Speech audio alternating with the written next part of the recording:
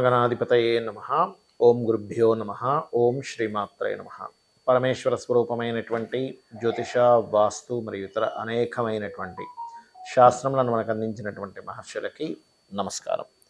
హయగ్రీవ హయగ్రీవ హయగ్రీవేతి యోగధేత్తస్స నిస్సరతే వాణి జనుకన్యా ప్రవాహవత్ అరుణాం కరుణాతరంగితాక్షీం ధృతపాశాంకుశపుష్పబాణచాపాం అనిమాదిభిరావృతాం మయూకైః అహమిత్యేవ విభావయే భవానీ. శ్రీమాత్రే నమః.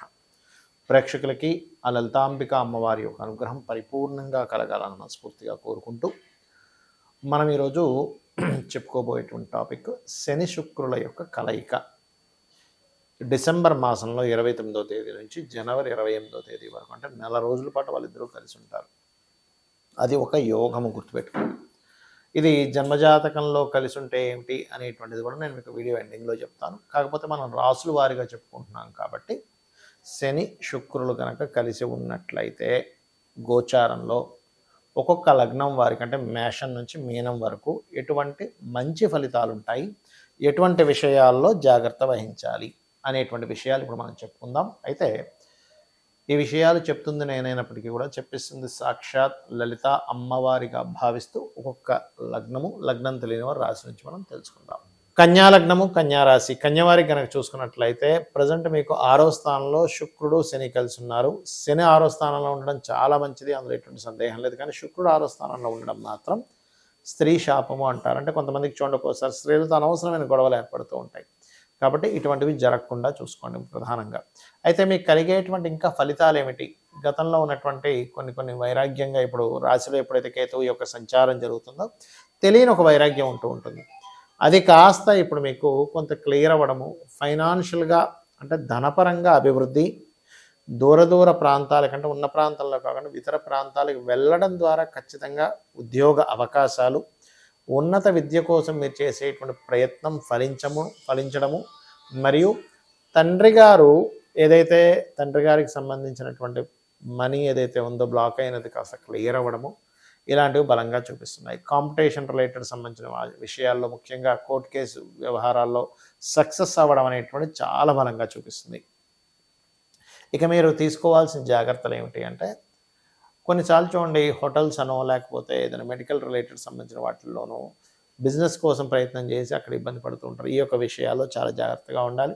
ఎటువంటి బిజినెస్ అయినా సరే మీరు సింగిల్గా చేసుకోవడం మంచిది ఇప్పుడు ఉన్నటువంటి ఈ కాంబినేషన్. ఎందుకంటే సప్తమం కంటే షష్టమంలో అధిక గ్రహాలు ఉన్నాయి, పార్ట్నర్స్ కంటే కూడా.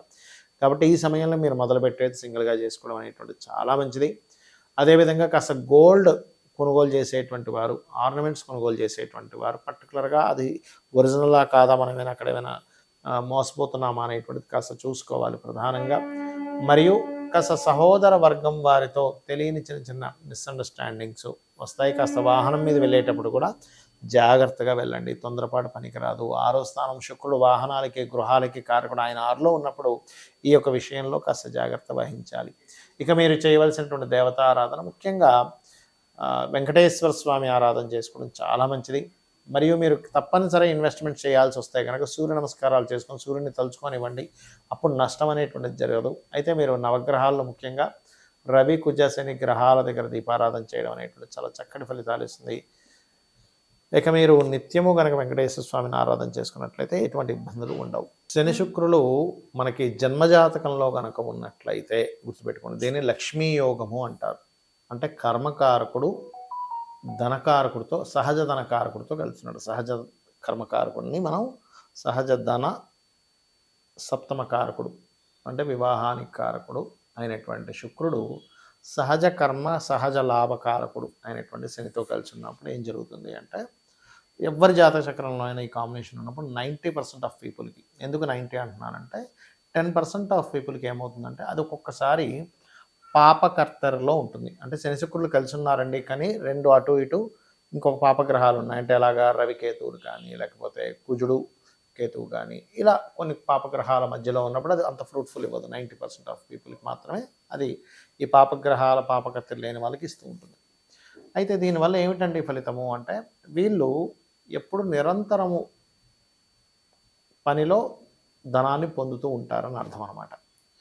మరి ఏమంటే నాకు పాపకత్తెర లేదు, కానీ నాకు రావాల్సినంత నేను పొందలేకపోతున్నాను అని ఎవరైనా సరే సందేహం కలిగినట్లయితే ఇక్కడ మీరు ఒక విషయాన్ని చెక్ చేసుకోవాలి. ఏమిటది అంటే మీ సెకండ్ లార్డ్ అంటారు, అంటే ధనాన్ని ఇచ్చే కారకుడు ఎలా ఉన్నాడు, ఆయన ఏమైనా పాపకత్తెరలో ఉన్నాడా దాన్ని చెక్ చేసుకోవాలి. మరి దీన్ని చెక్ చేసుకోవడం వల్ల ఏమిటి ఫలితము అంటే సెకండ్ లార్డ్ ఉదాహరణకి నీచబడి ఉన్నాడు, అంటే నీచ స్థానాలు ఉచ్చ స్థానాలు మనకు తెలుసు కాబట్టి నీచ స్థానంలో ఉన్నాడు. లేదా ఏదైనా ఇప్పుడు ఉదాహరణకి బుధుడే అయ్యాడు అనుకోండి, ఏ వృషభ లగ్నానికి రెండో అధిపతి బుధుడు, ఆయన వెళ్ళి మీనంలో ఉంటే నీచ భంగరాజయోగం జరిగితే మళ్ళీ యోగమే అది. అలాగా ఎలా ఉన్నాడు అనేటువంటిది మొట్టమొదటిగా చూసుకోవాలి. రెండవది, మీరు ఉద్యోగం చేస్తున్నారా వ్యాపారం చేస్తున్నారా, మీకు నడుస్తున్న మహాదశలు ఏమిటి. ఎప్పుడు కూడా ఒక కాంబినేషన్ ఫలించాలి అంటే మీరు చేస్తున్నటువంటి వృత్తి ఏమిటి, జాబ్ చేస్తుంటే ఓకే ఫైన్, అలా కాకుండా ఒక వ్యాపారం చేసేటప్పుడు మీకు ధనాన్ని ఇచ్చేటువంటి దాంట్లోనే మీరు వ్యాపారం చేస్తున్నారా లేదా ఈజ్ మోస్ట్ ఇంపార్టెంట్. చాలామంది ఇక్కడే రాంగ్ స్టెప్ వేస్తూ ఉంటారు. ఉదాహరణకి మీకు హోటల్ రిలేటెడ్ వాటిలో ధనయోగం ఉంది అంటే చంద్రుడు ఇస్తున్నాడు ధనయోగాన్ని, తెలియక ఏం చేస్తారు, హోటల్ పెట్టాల్సింది పోయి పెట్రోల్ బంక్స్ పెట్టుకోవడము, లేకపోతే ఇంకో సంథింగ్ స్కూల్ పెట్టుకోవడము, ఇట్లా చేస్తూ ఉంటారు. అందులో రాణించరు. కానీ మీ జన్మజాతకంలో కనుక హోటల్ ఉన్నప్పుడు హోటల్ అంటే చంద్రుడు ఇస్తున్నాడు, లేదా రవి ఇస్తున్నాడు ధనయోగాన్ని, అప్పుడు మెడికల్ రిలేటెడ్ అంటే హాస్పిటల్స్ పెట్టుకోవడము, లేకపోతే ఎనీథింగ్ మెడికల్ సర్వీసెస్. ఇందులో మళ్ళీ రెండు రకాలు ఉంటుంది. ఎలా అంటే మీకు ప్రోడక్ట్ రిలేటెడ్ సంబంధంగా వ్యాపార యోగాలు ఉన్నాయా, లేదా సర్వీస్ రిలేటెడ్గా. అంటే ఎలా అంటే ఇప్పుడు ఉదాహరణకి మెడికల్లోనే ధనయోగం అనుకుందాం కాసేపు. మెడికల్లో ధనయోగం ఉన్నప్పుడు medical shop is the product, medical related services ఇచ్చేది ఈ సర్వీస్. అంటే ఒక డాక్టర్ గారు ఉన్నారు, ఆయన చేసే సర్వీస్. కానీ మెడిసిన్స్ అమ్మేవాడు షాప్ అన్నమాట. అది మళ్ళీ ఫార్మసీ రిలేటెడ్ యోగం కూడా ఉండాలి దానికి. ఆ రకంగా మీరు ఉదాహరణకి ఇంకొక ఉదాహరణ చెప్తాను. కారు అమ్మేవాడు ప్రోడక్ట్ అమ్ముతున్నాడు, కార్కి సర్వీస్ చేసేవాడు సర్వీస్ చేస్తున్నాడు, కార్ కంటే మెకానిక్ ఉంటారు కదా అట్లా. ఆ రకంగా మీ జన్మజాతకంలో అసలు ప్రోడక్ట్ రిలేటెడ్ ధనయోగం ఉందా, లేకపోతే సర్వీస్ రిలేటెడ్గా మీరు చేస్తే ఉంటుందా, అది కూడా ఇక్కడ లేకపోతే విదేశాల లేకపోతే ఇంకో ప్రాంతానికి వెళ్తే ఉంటుందా, ఇప్పుడు సరైన సమయమా కాదా, ఇప్పుడు ఇన్వెస్ట్మెంట్ చేయడం is right time or wrong time అనేటువంటిది కూడా స్పష్టంగా జ్యోతిష్ శాస్త్రంలో ఉంటుంది. మరి ఇక్కడ ఇంకొంతమందికి ఎలా ఉంటుందంటే ఒక బిజినెస్ చేస్తుంటారు, వాళ్ళంత గొప్పగా రాణించలేకపోతుంటారు. ఎందుకంటే శని శుక్రులు ధనయోగం అని చెప్పుకున్నాం కదా, అంత గొప్పగా రావట్లేదంటే ఎక్కడో మీకు ధనాన్ని ఇచ్చే కారకుడు అంత స్ట్రెంగ్త్ఫుల్గా లేడు, ఉన్నాడు కానీ స్ట్రెంగ్త్ తక్కువగా ఉంది. అంటే అలాగా ఒక మన దగ్గర ఒక కారు ఉంది కానీ అదంతా కొంచెం రిపేర్లో ఉంది, అప్పుడు ఎలా వెళ్తుంది, అది అలాగా వెళ్తూ ఉంటుంది. లేదా రోడ్డు బాగాలేదు, నార్మల్గా వెళ్తుంటుంది. కారు బాగుంది, రోడ్డు బాగుంది, నడిపేవాడికి డ్రైవింగ్ వచ్చి అంటే ఎలా అయితే మూడు కలయిక అద్భుతంగా ఉంటుంది, అలాగే మీకు నడుస్తున్న మహాదశ, మీకు ఉన్నటువంటి ధనాధిపతి బాగుండడము, మీకు ఉండేటువంటి యోగము బాగా కలిసి అంటే అన్నీ బాగుంటాయి.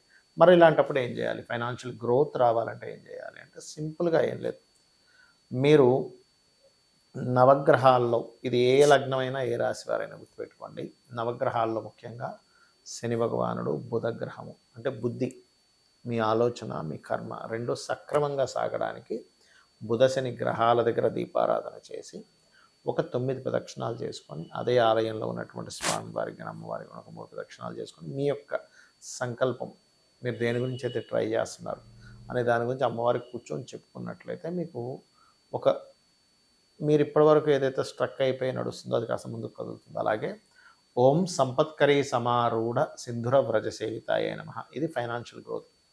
లేదండి నాకు బిజినెస్ గ్రోత్ రావాలి అని అనుకుంటే ఓం ఇంద్రగోప పరిక్షిప్త స్మరతూనా భజంగికాయై నమః అనేటువంటి నామస్మరణ చేసుకోవాలి.